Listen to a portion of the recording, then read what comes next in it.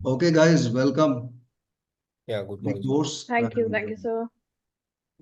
Basically, जब भी हम एस्ट्रोलॉजी सीखते हैं तो काफी प्रॉब्लम होती है, लाइक कि हमें देखना क्या है, करना क्या है। हजारों योग होते हैं। सो मेरा आइडिया ये है कि वी हमें जो भी एक्स्ट्रा चीजें हैं जो नहीं चाहिए, जैसे कि वक्री, इसका कोई मतलब नहीं होता है। ये वीडियोस बनाने के लिए अच्छा है यूट्यूब, मगर वक्री को ना लाल किताब में यूज करते हैं ना केपी में, जो कि दोनों लेटेस्ट सिस्टम है। केपी में प्रश्न कुंडली में यूज करते हैं। सिमिलरली बाकी सब चीजें होती है, जैसे बोलते हैं कि साढ़े साती कालसर्प योग वगैरह वगैरह। अब इसमें प्रोफेसर कृष्णमूर्ति जी ने क्लियर अपनी किताब में लिखा है कि साढ़े साती वो एस्ट्रोलॉजर यूज करते हैं एज एन एक्सक्यूज, जो सही कारण रीजन नहीं पता कर पाते। तो और उसके बाद हजारों योग होते हैं। अब हम लोग एज ह्यूमन बीइंग्स हम कितना याद कर लेंगे। सो आइडिया मेरा ये है कि आपको एक मेथड बताऊं, एक फॉर्मूला जो ऑलमोस्ट सभी चीजों पे एप्लीकेबल है। तो आज हम बेसिक से स्टार्ट कर रहे हैं, तो मैं पावर पॉइंट से स्टार्ट करता हूँ। Yes, we can see. Visible. आज हम होरोस्कोप की इंट्रोडक्शन कर रहे हैं। ओके। जब भी हम कुंडली देखते हैं कोई भी, मेन चीज है 12 हाउसेस, 12 राशि और 9 प्लैनेट्स। सारी गेम इन्हीं की है। जब भी हम होरोस्कोप को देखते हैं, अब ये होरोस्कोप का नॉर्थ इंडिया का फॉर्मेट है। साउथ इंडिया में अलग होता है, ईस्टर्न साइड में अलग होता है, बट मोस्टली ये वाला यूज होता है। So everyone can hear and see. Yes. Yes. Okay, so this ये एक स्टैंडर्ड फॉर्मेट होता है होरोस्कोप का, जिसमें हाउस नंबर्स जो दिए हुए हैं, ये 1 से 12 तक हाउसेस होते हैं। अब 1 से 12 जो ये हाउसेस हैं, जो यहाँ, can you see the cursor? Yes. 1 2 3 4 5 6। Okay.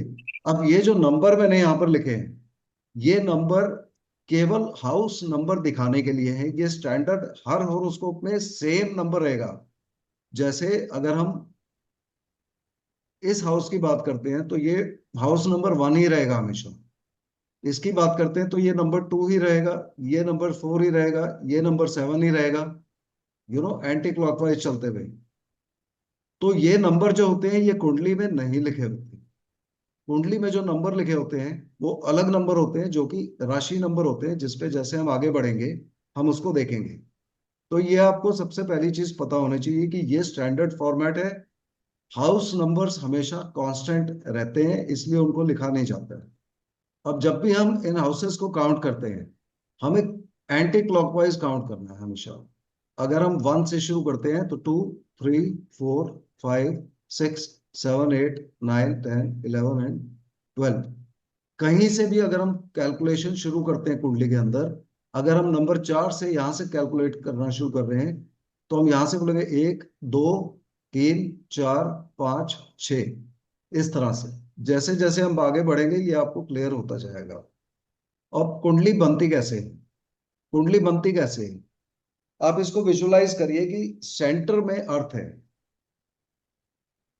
जहां पर ये मैंने स्माइली बनाया हुआ है।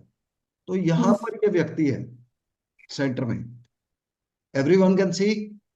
Yes. Yes. अब यस सर।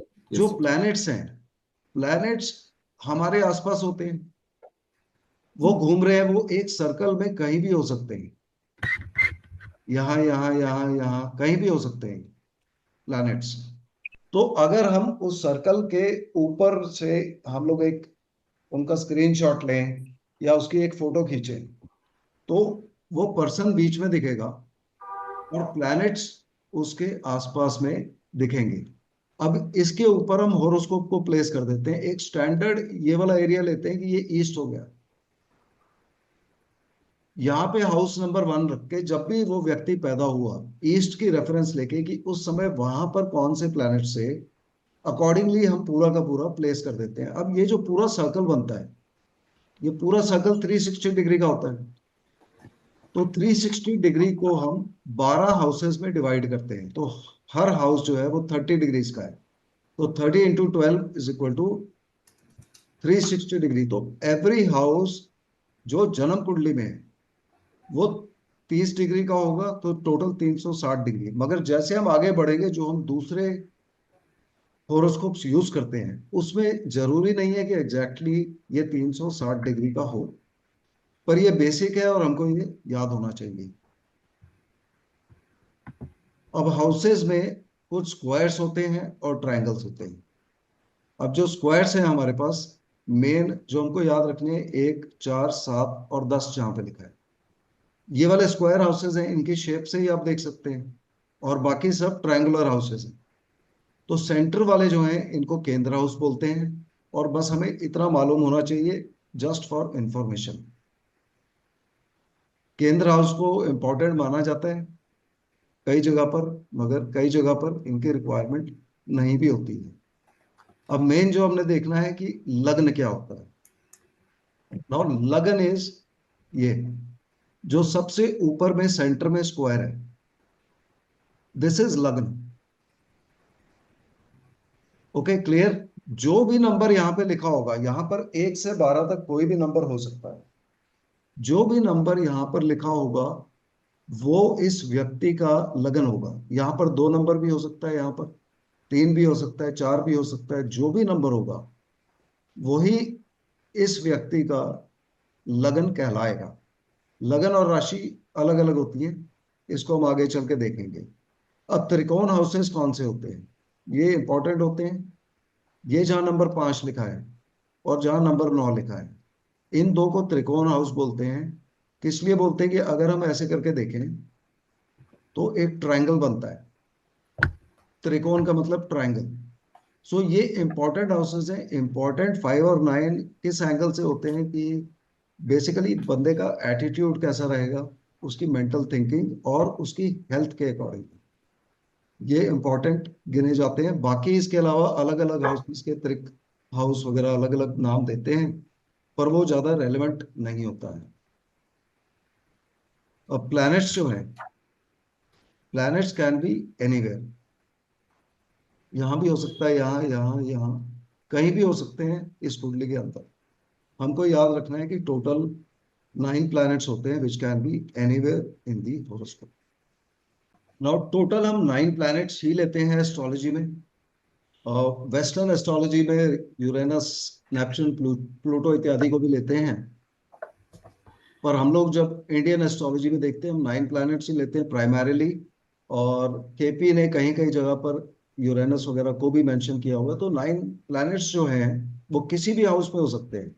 तो जैसे 1, 2, 3, 4, 5, 6, 7, 8, 9, इसका मतलब है किसी भी टाइम पर कुंडली में मैक्सिमम 9 हाउसेस ही भरे हो सकते हैं। 3 घर हमेशा कुंडली में खाली रहेंगे।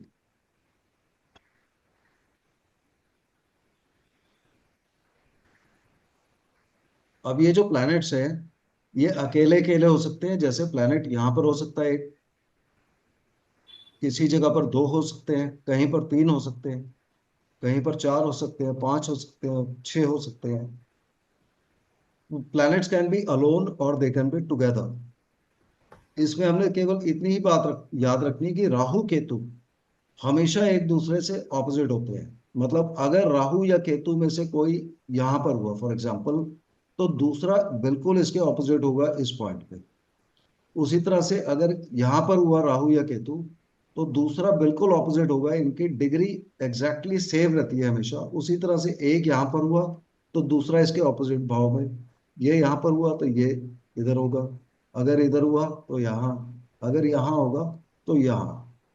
तो मैक्सिमम किसी भी टाइम पे 6 प्लैनेट एक साथ हो सकते हैं। राहु या केतु में से एक हमेशा बाहर रहेगा। अब राशि और सन साइन। लगन हमने देख लिया था कि हमारा लगन क्या है।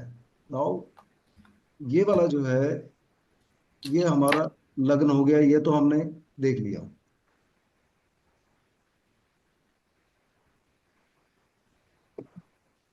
अब राशि क्या होती है और सन साइन क्या होता है।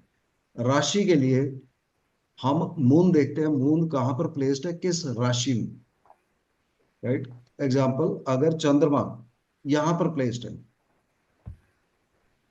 जहां भी कुंडली में प्लेस्ड है, अगर वहां पर नंबर 4 लिखा हुआ है, राशि, हाउस नंबर नहीं, राशि की बात हो रही है, जहां भी चंद्रमा आपकी कुंडली में है, वहां जो नंबर लिखा है वो इस व्यक्ति की राशि होगी। लगन में जो नंबर लिखा है ये इस व्यक्ति का लगन होगा। जो मैंने आपको फोटो भेजी थी उसमें 1 2 3 4 करके 12 तक के नंबर्स हैं। हम्म। तो कैन समवन टेल मी कि अगर ये लगन है तो ये कौन सा लगन होगा? मेष लग्न। मेष। ओके। अगर चंद्रमा यहाँ पर है तो कर्क। इस व्यक्ति कैंसर। की राशि कौन सी होगी प्रीतम? कैंसर। कैंसर। कैंसर या कर्क। ओके। उसी तरह से अगर चंद्रमा यहाँ पर आ गए तो इस तुला। व्यक्ति का राशि होगी तुला या Libra. Okay. Similarly sun sign, we take it the same way. Sun जहां भी प्लेस्ड होंगे, सन अगर 10th में है तो हम बोलेंगे कि इसकी राशि है मकर या कैप्रिकॉर्न। करेक्ट। अगर सन Yes. यहां पर प्लेस्ड है तो हम बोलेंगे कि इसकी जेमिनी। राशि है मिथुन Gemini. या जमनाई। जेमिनी। अब सन या मून लग्न में भी हो सकते हैं। अगर फॉर एग्जांपल सन लग्न में है तो हम बोलेंगे कि इसका लगन भी एरीज है या मेष है, और सन साइन भी एरीज या मेष है। अब सन साइन हर हर महीने बदलता है, और मून जो होते हैं चंद्रमा, ये हर 2 and 1/4 days में अप्रोक्सीमेटली, अगर चंद्रमा यहाँ है तो after 2 and 1/4 days it will come here, फिर यहाँ 2.25 दिन, फिर यहाँ पर 2.25 दिन, फिर यहाँ 2.25 दिन, ऐसे करके। तो ये एक नक्षत्र में एक दिन रहते हैं, तो कुंडली में 27 नक्षत्र होते हैं। तो चंद्रमा 27 नक्षत्र का एक पूरा चक्कर 27 days में लगा देते हैं, ऐसे करके पूरा। Right, this is clear Yes. Everyone? Yes Yes, sir. sir. Yes. Yes sir, तो इसके इफेक्ट्स भी होते होंगे हाँ, अभी वेन। आएंगे, हम इफेक्ट्स पे आएंगे। अब जब भी हमने किसी की कुंडली बनानी है, सबसे पहले आप सूर्य से, सन से स्टार्ट करिए। ओके। सन जो है एरीज में 13 अप्रैल को एंटर करते हैं।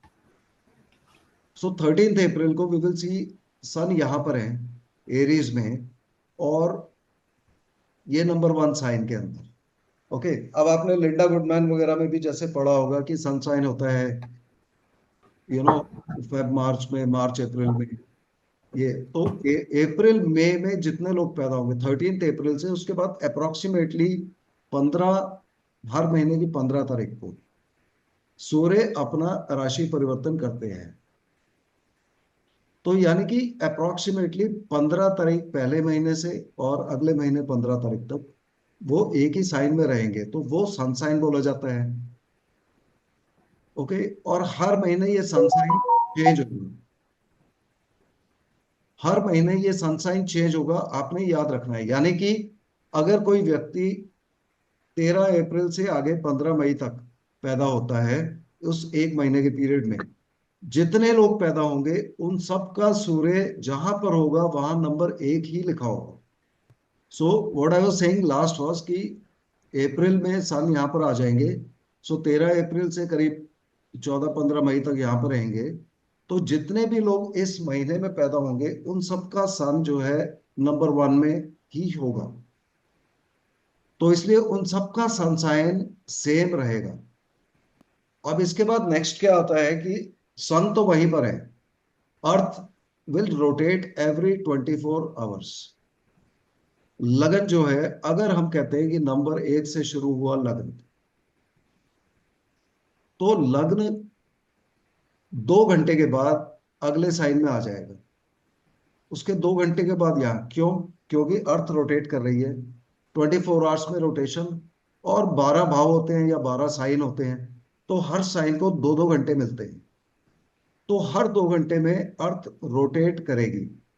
तो जो भी व्यक्ति का लगन है, what ever is passing through east, वो चेंज होता रहेगा। तो ये दो चीजें हमें समझनी है कि एक ही दिन में जो पैदा हुए, एक ही महीने में जो पैदा हुए, सबसे पहले उन सबका सनसाइन सेम ही रहेगा। हम एरीज का ही एग्जांपल लेके चलते हैं। एक ही दिन में भी जितने लोग पैदा हुए उसी एरीज में, उनका सनसाइन एरीज ही रहेगा। अब इसका एग्जांपल लेते हैं हम एरीज का ही। एरीज में सपोज आज 15 अप्रैल है और कोई पैदा होता है एरीज में, तो उसका सन, अगर वो सनराइज पर पैदा होता है और 2 घंटे के अंदर, और ये 2 घंटे का जो पीरियड है ये करीब 33 डिग्री लैटिट्यूड तक रहता है, इसके बियॉन्ड ये चेंज होने लग जाता है फिगर।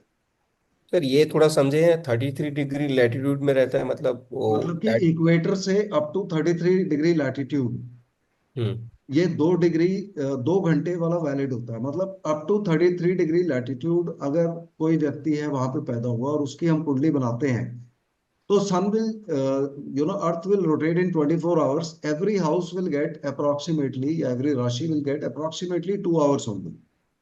पर जैसे जैसे हम 33 डिग्री लैटिट्यूड से ऊपर या नीचे अर्थ में नॉर्थ या साउथ जाते रहते हैं, तो वो चेंज होता रहता है। Anyway all this is calculated on computer, तो हमें उसकी ज्यादा चिंता नहीं करनी चाहिए। नहीं, but generally just sir to एक अंडरस्टैंड। एक राशि में 30 डिग्री ही रहता है, तो ये थर्टी नहीं नहीं डिग्री नहीं, क्या? 33 डिग्रीज लैटिट्यूड मतलब 33 डिग्रीज अर्थ के ऊपर। मतलब the location of birth.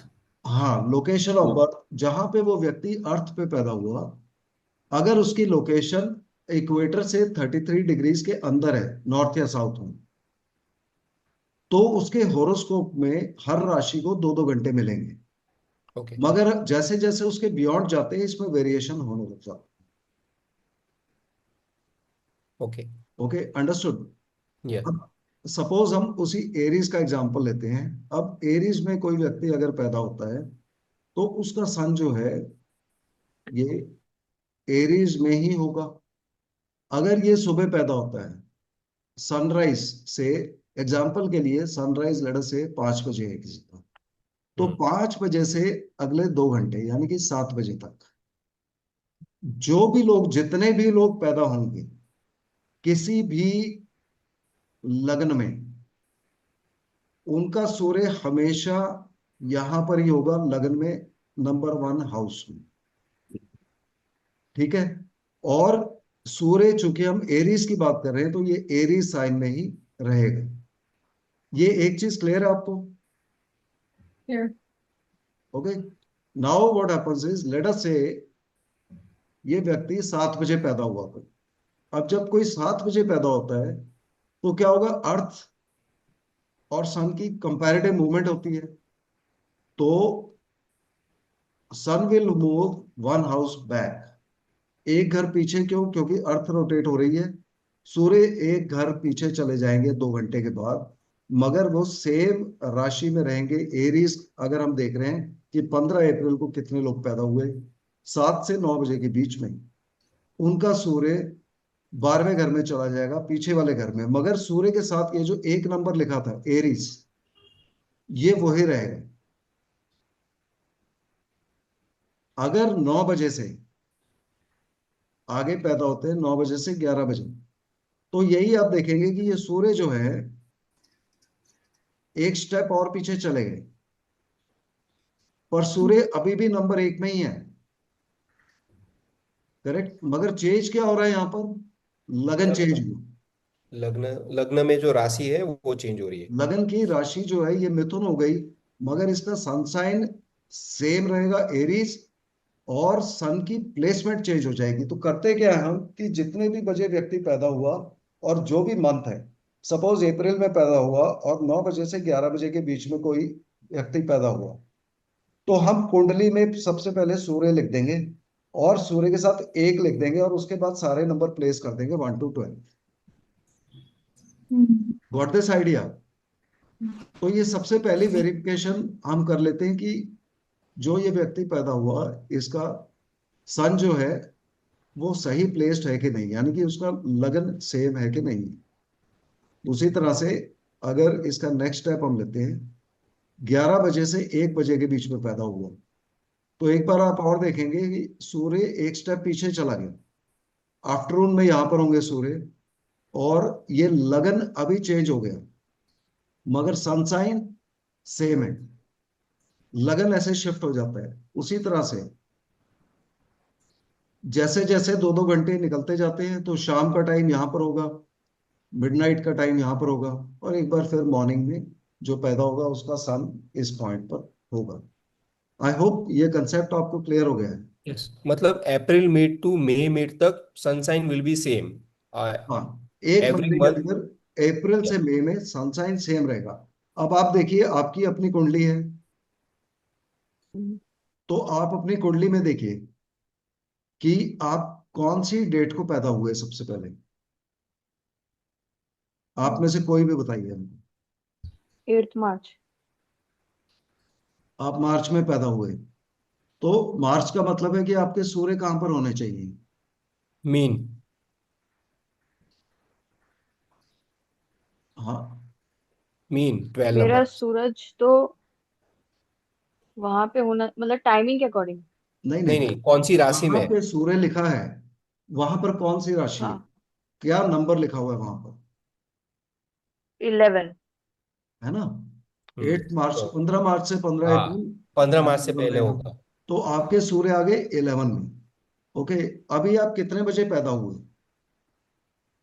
1:20। तो आपके सूर्य, हमने बोला कि सूर्य यहाँ पर आ गए, राइट? ए, इस पॉइंट पे जहां मैंने स्टार ये हार्ट्स लगाए हैं, करेक्ट। अब आपका टाइम ऑफ बर्थ क्या था? 1:20 1:20 in the afternoon. Afternoon, yes sir. My I think 9th house में होंगे सूर्य। Say again, 1:20 in the afternoon. 5, 6, 7, 8, 9, yes sir, 9th house. 9th उसमें हाउस। नंबर लिखा है 11। करेक्ट। तो यहां पर होगा आपका सन। ओके, उसके नीचे लिखा होगा, उसके साथ लिखा होगा 11। Correct, 11, yes sir. राइट। अब कुंडली यस। आपको कैसे बनानी है ये वाली, कि आप सूर्य का 11 नंबर यहाँ पर लेंगे, इस 12 को आप नहीं लेंगे, और उसके बाद वहां से आप नंबर यहाँ प्लेस करने शुरू कर दीजिए। 12, उसके बाद एक, एक यहाँ जाएगा, कुंडली में दो हाँ, यहाँ पर होगा, right? And so yes on and sir. So fourth. ऐसा ही है। यस सर, ऐसी है हाँ, कुंडली। तो इस तरह से कुंडली में बिगिनिंग जो हम करते हैं, हम सन से करते हैं। तो ये बेसिक कंसेप्ट जो हमको आइडिया होना चाहिए कि ये कैसे बन रहा है। अब कुंडली के अंदर नंबर क्या होते हैं? वो राशि नंबर होते हैं, नॉट हाउसेस नंबर। इस बारे में आपने बहुत क्लियर रहना है कि जो भी नंबर कुंडली के अंदर लिखे होते हैं वो हाउस नंबर नहीं है। हाउस नंबर स्टैंडर्ड होते हैं, जैसे ये 1 से लेके 12 तक। तो ये राशि नंबर जहां भी आपके लिखे होंगे वो राशि नंबर ही होंगे। जैसे कि मेष और एरीज में हमने सबसे पहले चेक करना है किसी भी कुंडली के अंदर यहां पर क्या नंबर लिखा हुआ है लग्न में। अब ये 1 से 12 तक हो सकते हैं, तो जो भी नंबर आपका लिखा है उसको आप, जो मैंने आपको फोटोग्राफ भेजी थी 1 से लेके 12 तक, उससे आप पोस्ट करिए तो आपको आपका लगन पता चल जाएगा। जैसे विरल, आपका लगन क्या है? मीन लग्न है, 12 नंबर हाउस, है ना? 12 नंबर राशि इन द फर्स्ट हाउस। या उसी तरह से रोचना, आपका क्या नंबर लिखा हुआ है? Sir, I'll check करती हूँ. ओके, इसको चेक करें। ओके, नाउ जब भी हम नंबर लिखते हैं, हम जहां भी शुरू होते हैं, सपोज हमने ये 2 नंबर की कुंडली ली, इस चीज को ध्यान से समझ लीजिए। 2 नंबर की कुंडली हमने ली, यहां से हम एंटी क्लॉकवाइज नंबर लिखना शुरू करते हैं ऐसे ही, और हम 12 तक लिखते हैं। जहां 12 खत्म हो गए, चूंकि 12 ही राशि है, हम दोबारा 1 से शुरू होते हैं किसी भी कुंडली के अंदर। तो यहाँ नंबर 2 लिखा है, ये टॉरस हो गया, राइट? वृषभ। वृषभ। वृषभ या Taurus. Okay, clear on this? Hmm. Now name the lagna, who can name one by one please? मिथुन। This is Mithun. Cancer. Cancer, Cancer. Leo, Leo. Virgo, Work. Libra, तुला। लिब्रा। Scorpio, वृश्चिक। स्कॉर्पियो। धनु। Capricorn. मकर। Hmm. कुंभ। मीन। Name. और मीन हो गया। ओके, This तो ये is 12 हो गए। अब इसके अंदर जो कंफ्यूजन लोगों को होती है कि त्रिक हाउसेस वगैरह वगैरह वगैरह, और ये वाला घर ऐसा, वो वाला ऐसा, वो सब नहीं है बेसिकली। जब भी हम बैड हाउसेस को देखते हैं, तो हमारे बैड हाउसेस हैं 6, 8 और 12। ये आपने मोटा मोटा याद रखना है। और जब हम कैलकुलेशन करते हैं उस समय हमने उनको चेक करना है। अब इसके अंदर भी जो 6th हाउस है, 6th हाउस हमेशा बैड नहीं होता। 6th हाउस दूसरों के साथ जुड़ जाता है तो अच्छा भी दे सकता है, बुरा भी दे सकता है। उसी तरह से बाकी घर भी जो होते हैं, अच्छे और बुरे दोनों रिजल्ट दे सकते हैं, मगर फिर भी ओवरऑल अगर हम देखते हैं तो ये 8th हाउस और ये 12th, इनके बारे में हमें स्पेशली कॉशियस रहना चाहिए। इनको कैसे कैलकुलेट करना है, कैसे इनको हम मार्क करेंगे, जैसे हम आगे बढ़ेंगे तब हम उसमें इनको देखेंगे। बट अभी के लिए आप याद रखिए कि बाकी सारे घर मोटा मोटा तौर पर ठीक होते हैं, केवल 6, 8 और 12 का हमने ध्यान रखना होता है। अब एक कंसेप्ट है जो कि लाल किताब में दिया हुआ है, जो काफी केसेस में मैंने देखा है एप्लीकेबल है। जब हम कैलकुलेशन करते हैं तो उनको क्रॉस चेक किया जा सकता है इससे, कि एडजॉइनिंग वॉल का कंसेप्ट है। यानी कि हम ये लेते हैं कि जैसे लगन लिया तो लगन की एक वॉल ये है, एक वॉल ये है, एक वॉल ये है और एक वॉल ये है। तो इसके साथ एडजॉइनिंग सेकेंड हाउस है, इसके साथ एडजॉइनिंग ये है, इसके साथ एडजॉइनिंग ये है, इसके साथ एडजॉइनिंग ये है। तो कहा यह जाता है कि अगर एडजॉइनिंग हाउसेस के अंदर फ्रेंडली प्लैनेट हो तो वो एक दूसरे को हेल्प करते हैं, एनिमी प्लैनेट हो तो वो एक दूसरे से अलग अपने अपने घर में ही रहते हैं, दीवार टाप के अपने एनिमी के घर में नहीं आते। समझने का मोटा मोटा तरीका उसी तरह से जो ये ट्रायंगल वाले हाउसेस हैं, ये वाला ट्रायंगल, अगर इस घर को लेंगे तो इसकी एडजॉइनिंग 2 ही वॉल्स होंगी और ये तीसरी ओपन में है। तो ये एक जनरल कंसेप्ट है, मगर इसमें एक चीज जो मैंने बार बार होते देखी है कि सैटर्न एंड मून अगर एडजॉइनिंग हाउसेस में हो तो ऐसे बंदे को ठंडा खाना बनाना नहीं चाहिए और खाना भी नहीं चाहिए, अवॉइड करना चाहिए जहां तक पॉसिबल है।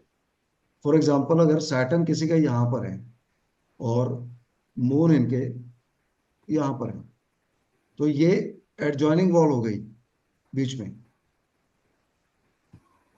तो ऐसे व्यक्ति को ठंडा खाना अवॉइड करना चाहिए। या चंद्रमा यहाँ पर है तो ये वाली एडजॉइनिंग वॉल हो गई, या चंद्रमा यहाँ पर है, या अगर चंद्रमा यहाँ है और सैटर्न यहाँ पर है तो ये एडजॉइनिंग वॉल हो गई। अगर इस तरह के केसेस आते हैं तो ऐसे व्यक्ति को ठंडा खाना नहीं बनाना चाहिए और खाना भी नहीं चाहिए। सर मेरे को एक डाउट था, लाइक यू सेड कि एडजॉइनिंग वॉल अगर देयर आर प्लैनेट्स, तो हम्म। अगर होते हैं तो they help each other, but if they are bad they don't affect, like हाँ, they if they are are bad normally they will not affect, ये जनरल स्टेटमेंट है। मगर जब हम कैलकुलेट करते हैं तो वो कैलकुलेशन में काफी कुछ अलग निकलता है। फॉर एग्जाम्पल, जैसे हम कल वाली क्लास करेंगे उसमें मैं आपको इंटरेस्टिंग कंसेप्ट बताऊंगा कि जैसे हम बोलते हैं कि कोई व्यक्ति बोल नहीं सकता, तो बोल नहीं सकता तो क्या होगा कि केतु डिटैचमेंट के कारक हैं, या कोई भी और मैलिफिक प्लैनेट ले लें। और बोलना हम सेकंड हाउस से देखते हैं, और म्यूट साइन अगर सेकंड हाउस में हो और केतु भी सेकंड हाउस में हो तो ऐसे व्यक्ति के म्यूट होने का चांस बहुत ज्यादा हो जाता है, राइट। मगर जब भी हम किसी की कुंडली बना रहे हैं, एक दिन में 2 घंटे में जितने लोग पैदा होंगे, इंडिया में हर मिनट में 50-52 लोग पैदा होते हैं, तो 2 घंटे में जितने पैदा होंगे उन सबका केतु उसी म्यूट साइन में होगा, सेकंड हाउस में ही होगा। तो क्या वो 2 घंटे में पैदा हुए सारे के सारे लोग म्यूट होंगे? That is not Right. Possible, correct. तो ये जनरल कुछ स्टेटमेंट्स होती हैं जो हमें कंफ्यूज करने के लिए बहुत अच्छी है। और जितने भी योग वगैरह हम बोलते हैं कंफ्यूज करने के लिए, ये बहुत अच्छे हैं। हजारों योग हैं, उनको आप रटते रहिए। जब हजारों रट लिए तो कोई और वीडियो हम देखते हैं उसमें 10 और दिख जाते हैं, मगर आंसर हमको तब भी नहीं मिलते। और हम एस्ट्रोलॉजी सीखने के लिए आते हैं कि हम प्रिडिक्शन कैसे करेंगे कि मकान कब खरीदेंगे, नौकरी कब मिलेगी, शादी कब होगी, बच्चे कब होंगे, शादी कैसी रहेगी। मगर वहां पे हम लोग कंफ्यूज हो जाते हैं, योग ये योग वो योग देख देख के कंफ्यूज रहते हैं। अब आधे लोग राजयोग देख के कंफ्यूज रहते हैं कि मतलब वो पंच महापुरुष योग बन गया, किसी का रोचक योग बन गया, किसी का भद्र योग बन गया, तो मेरे साथ ऐसा ऐसा होगा। होता नहीं है सबके साथ, क्योंकि राजयोग अगर बोल रहे हैं तो वो तो बहुत की कुंडली में होता है, तो सभी तो राजा बनते नहीं है, राजा तो एक ही बनेगा। बट पॉइंट ये है कि हमको उसकी कैलकुलेशन करनी आनी चाहिए कि एग्जैक्ट कैलकुलेशन हमको क्या बता रही है, क्योंकि राजयोग बनाता हुआ ग्रह भी, उच्च उच्च ग्रह भी अपनी किसी भी प्लेसमेंट में खराब रिजल्ट भी दे सकता है। ओके, जैसे एग्जांपल आपको देता हूं, जुपिटर अगर फोर्थ हाउस में है और फोर्थ साइन में ही है तो उच्च बोले जाएंगे। मगर यही जुपिटर उच्च होते हुए भी उसी हाउस में बिना किसी प्लैनेट के इफेक्ट के, ये आपको जरूरी नहीं है कि हर व्यक्ति को ये अच्छा असर दे। ओके, वो डिग्री मिनट सेकंड पे डिपेंड करता है। और इस जुपिटर के साथ अगर कॉम्बिनेशन हो गई कि राहु 11th में है, तो ये जुपिटर के खराब होने का चांस 95% केसेस में हो जाएगा। ओके, तो कॉम्बिनेशंस बहुत होती है, मगर पहले हमको डिग्री से कैलकुलेट करना है कि हमारी डिग्री हमको क्या बता रही है। एग्जैक्ट डिग्री से जब हम एग्जैक्ट कैलकुलेशन पे पहुंच जाते हैं, उसके बाद भी हम कंफर्म नहीं होते, क्योंकि टाइम ऑफ बर्थ व्यक्ति का चेंज हो सकता है। टाइम ऑफ बर्थ 10-20 सेकंड ऊपर नीचे होना तो नॉर्मल है, करेक्ट। तो जो भी हमारी रीडिंग आती है, अब हमने उसको जातक से पूछना है, जिसकी भी कुंडली है, कि भाई क्या आपके साथ ऐसा हुआ। तो 2-3 अच्छी चीजें, 2-3 खराब चीजें पूछ के, नॉर्मली जो आपको खराब कैलकुलेशन दे रहा है वहां से आप पहले शुरू करिए और उसको पूछिए कि क्या आपके साथ ऐसा बुरा हुआ।